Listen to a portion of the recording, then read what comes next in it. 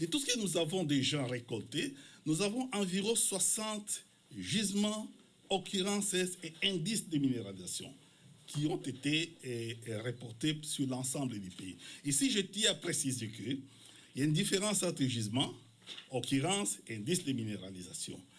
Quand nous disons environ 60, nous mettons tout ça ensemble. Mais parmi eux, il y a au moins une dizaine qui présentent énormément de potentialités sur le plan technique, aussi bien que sur le plan économique. Donc, la cinquième phase sera évidemment l'évaluation proprement dite. Après avoir récolté toutes ces données, nous serons en mesure maintenant de faire cette évaluation du potentiel minier. Et vers la fin, nous allons fournir un rapport. Donc, pour cette deuxième phase, comme je disais, il y a une formation de jeunes haïtiens en télédétection. Vous pouvez voir si les photos là-bas, en colère, en projecteur, ça aurait pu être encore mieux. Et vous voyez que tout le monde est souriant là-bas, à commencer par les directeurs généraux. Donc, c'était très bien passé et nous espérons qu'ils ont bien réussi. Les visites sur le terrain, nous avons été sur le terrain. Nous avons parcouru un certain nombre de gisements qui sont en vie, en essayant de toucher du doigt la réalité géologique de chacun de ces gisements et des caractéristiques propres qui les caractérisent. Tout ce que nous pouvons dire, parmi eux, il y a les monts Bossa, Douva, Blondet, Faïbé, Grand Bois, Mont Organisé, Mémé, Griver. Tous ces gisements nous sont passés, nous avons vu, nous sommes partis au sud, voir tous les gisements des bauxites, certains élites de nickel. Il y a gisements des jarabelles, comme des manganèses et les autres qui nous ont passé. Mais si le centaine, on ne veut pas tout voir dans un mois. Et nous avons des documentations pour le reste. Je tiens à vous dire que les documents que nous avons amenés, surtout Geological Survey aux États-Unis, nous permettent d'avoir beaucoup plus de détails, même si justement que nous n'avons pas touché du doigt. Alors, ce que je peux dire, c'est qu'il y a eu des gros gisements, et certains d'entre eux, j'aurais pu vous montrer dans les PowerPoint, malheureusement, vous avez un grand gisement, et autour de lui, un certain nombre de satellites. Bon, nous comprenons. Parce que si ce qui est important, ça veut dire qu'on fait une telle évaluation, on ne fait pas l'aveuglette. Nous situons géologiquement où se trouve Haïti. Vous voyez, Haïti, c'est un pays qui n'a pas existé il y a plus de 200-300 millions d'années. C'est un pays tout à fait récent. Et sa métallogénie, sa minéralisation, sa métallogénie, sa géologie est liée à son environnement géotectonique.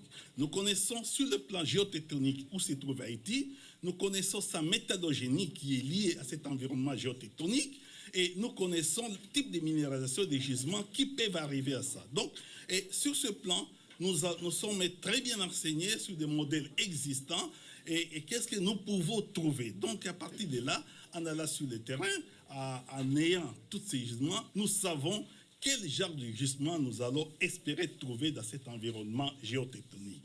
Et nous partons juste comme on fait un contrôle de ce qui est déjà connu et constaté maintenant sur le terrain, ce que nous attendons.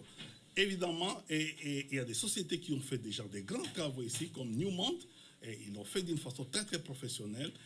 Nous remercions même M. Dominique Buisson qui a mis à notre disposition toute la documentation de cette société.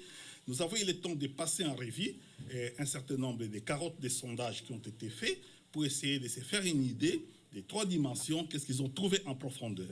Et ainsi, nous avons une idée beaucoup plus précise de l'ensemble des gisements qui se trouvent aujourd'hui en Haïti. C'est vrai que c'est un peu impressionnant quand on voit les pays et toutes ces potentialités, tous ces indices qui sont sur place. Et il nous reste maintenant avec l'évaluation des plans déterminés. Le pays il doit doter, n'est-ce pas, d'un document important. Et ce n'est pas du paperasse. C'est un document digitalisé que nous pas de gain. Parce que plus fort document des données que nous gagnons, que nous jouons dans le bureau des mines, qui est trentenaire, nous connaissons ça, le bureau des mines, là longtemps, dépassé plusieurs étapes, eh bien, c'est des documents de paperasse. Eh bien, le pays pour le doter d'un document digitalisé et qui pour le public, nous avons besoin de ça en pile.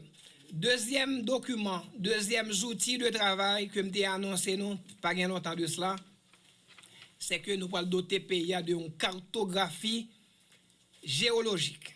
Moi, je parlé nous de ça. C'est deux grands documents.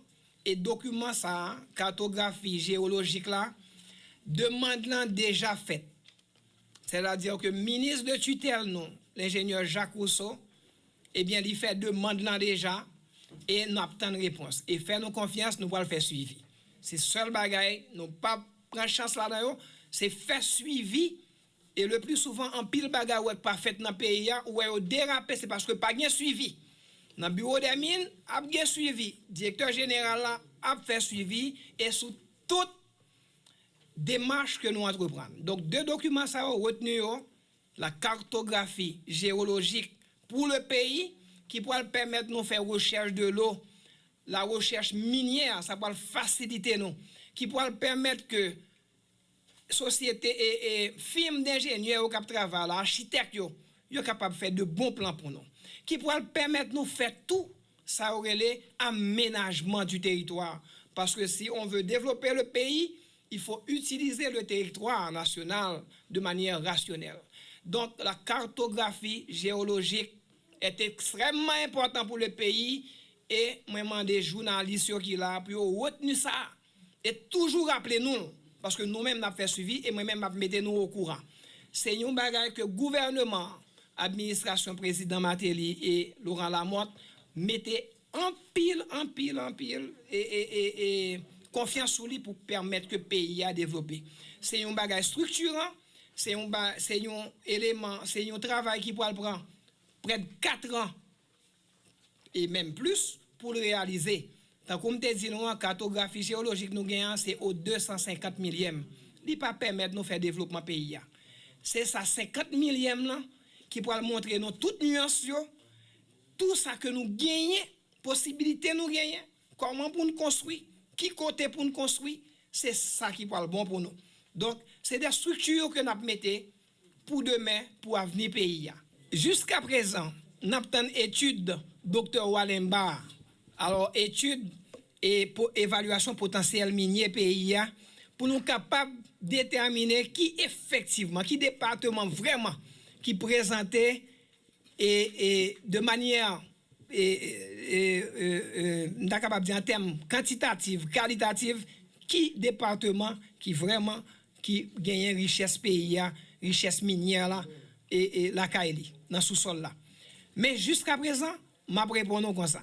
Jusqu'à présent, toute étude, toute donnée que nous gagnons, ils montrent que c'est dans le massif du Nord qui est vraiment minéralisé et qui gagne de potentiel qui est déjà prouvé. Hein? Parce que quand on parle de Faïbé, on parle de Blondin, on parle de Monbossa, c'est des gisements. C'est des gisements. Études doivent continuer toujours pour approfondir, mais nous qu'à compter sur ça.